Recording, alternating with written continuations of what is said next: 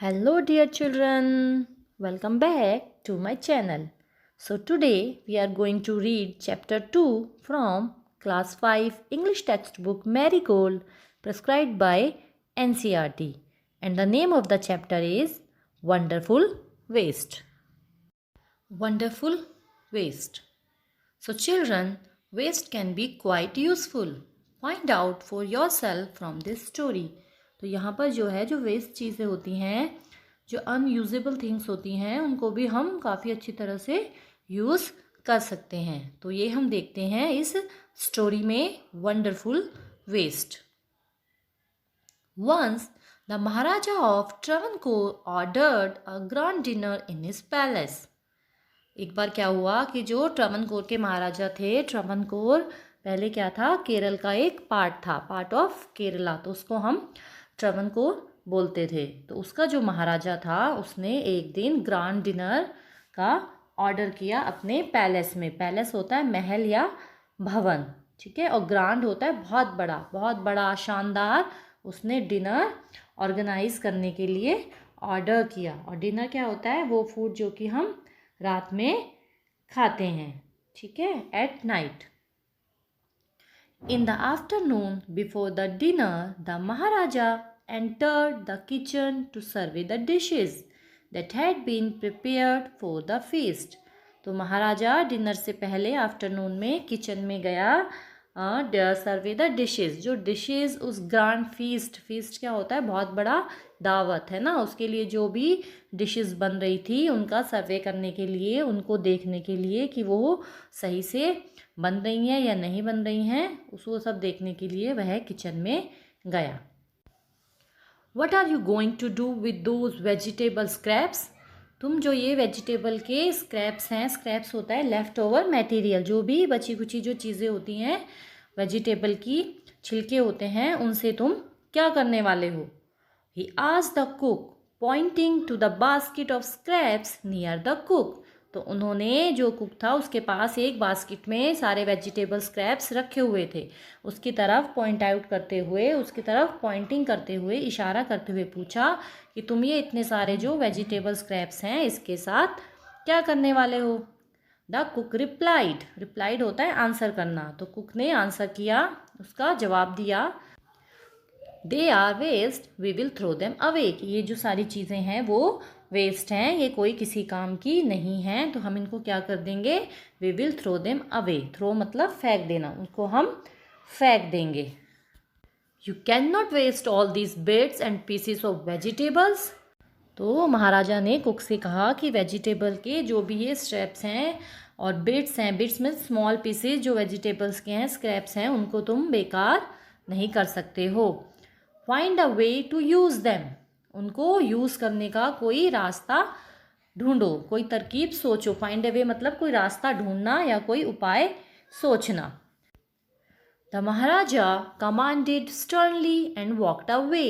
तो राजा ने कुक को बड़े ही स्टर्नली मीन्स होता है सख्ती से, कड़ाई से कहा और वहाँ से चला गया कि जो भी ये वेजिटेबल के स्क्रैप्स हैं, जो पीसीस हैं, उनको वेस्ट नहीं करना है और उनको यूज़ करने का कोई ना कोई तरकीब सोचो.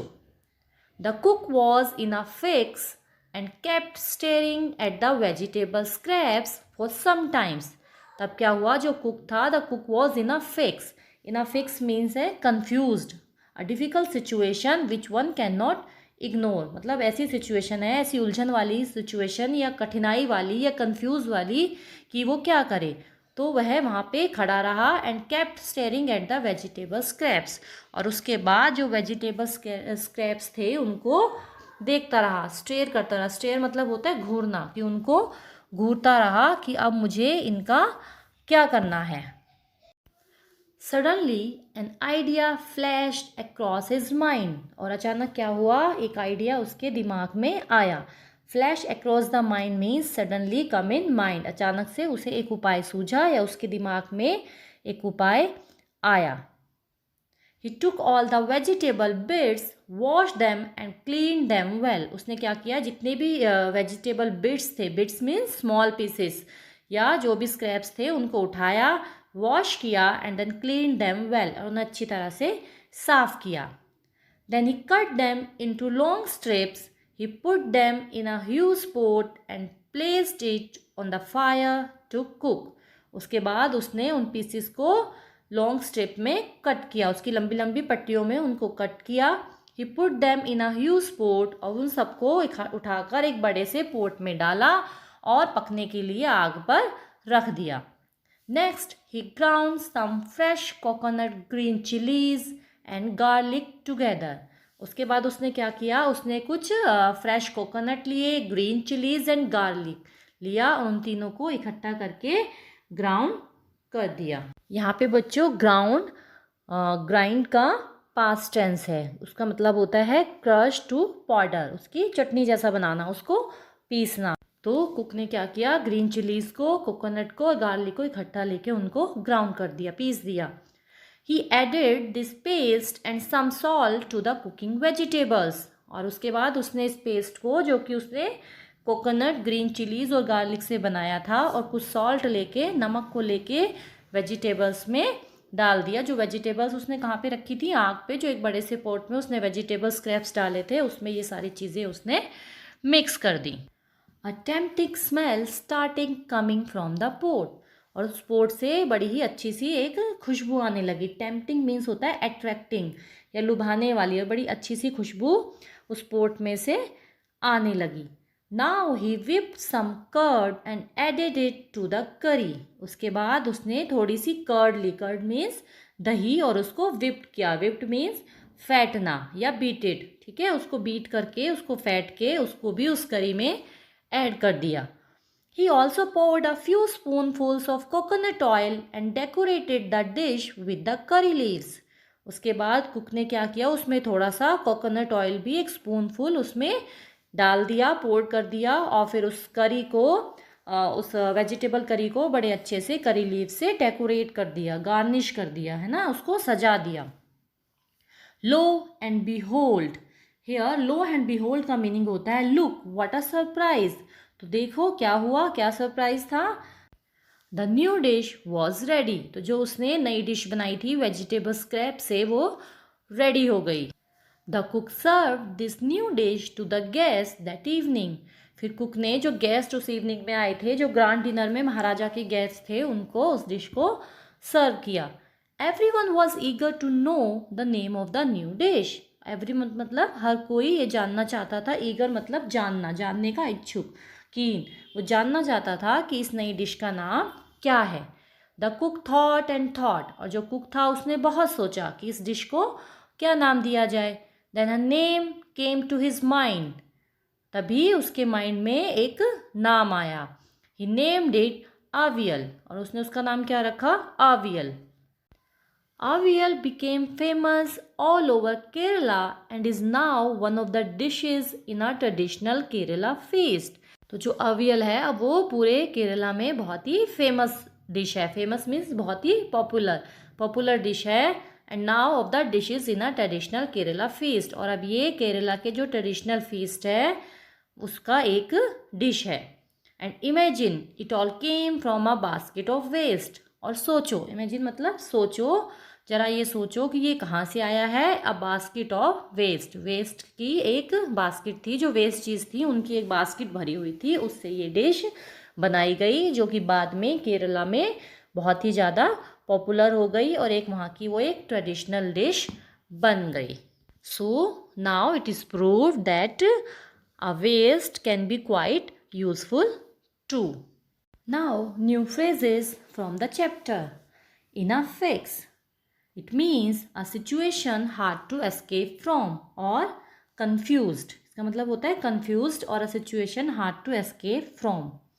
कोई कठिनाई हो, उलझन हो या कन्फ्यूज्ड हो और उस सिचुएशन से हम भाग नहीं सकते हैं. Flash across the mind meaning suddenly think of. अचानक से माइंड में आना, सडनली कम इन माइंड, और अचानक से कोई उपाय सूझना. Lo and behold. It means look what a surprise, कि देखो क्या सरप्राइज है. Traditional feast. It means hearty meal for many guests served on a special occasion. Traditional feast होती है कहीं की भी कि जो कि किसी स्पेशल ओकेजन पर गेस्ट को सर्व की जाती है। Now move to the question answer part of the chapter. So here children, first question is what were the preparations in the palace for, कि जो पैलेस था, जो राजा का महल था, वहाँ पे किस चीज़ के लिए प्रिपरेशंस मीन्स तैयारियाँ हो रही थी। And the answer is there were the preparations of a grand dinner party in the palace. तो पैलेस में किसकी प्रिपरेशंस हो रही थी? एक ग्रैंड डिनर पार्टी की, एक बहुत ही बड़े डिनर पार्टी की। Why did the Maharaja go into the kitchen in the afternoon. तो जो महाराजा था वहाँ पे वो आफ्टरनून में किचन में क्यों गया? And the answer is the Maharaja went into the kitchen to survey the dishes made for the dinner. तो महाराजा किचन में जो डिशेस डिनर के लिए प्रिपेयर हो रही थी, बन रही थी, उनका सर्वे करने के लिए गया। What had the cook planned to do with the vegetable scraps? तो जो वेजिटेबल स्क्रैप्स थी उनसे क्या बनाना था, उसके बारे में कुक ने क्या प्लान किया था, उसका क्या प्लान था? And the answer is firstly the cook had plan to throw away the vegetable scraps, but afterwards the cook planned to make a new dish out of those vegetable scraps. तो जो सबसे पहले cook था उसका क्या plan था कि वो उन वेजिटेबल स्क्रैप्स को फेंक देगा, थ्रो कर देगा, लेकिन बाद में उसने उससे बहुत ही नई और अच्छी सी डिश बनाई। Now move to the next question.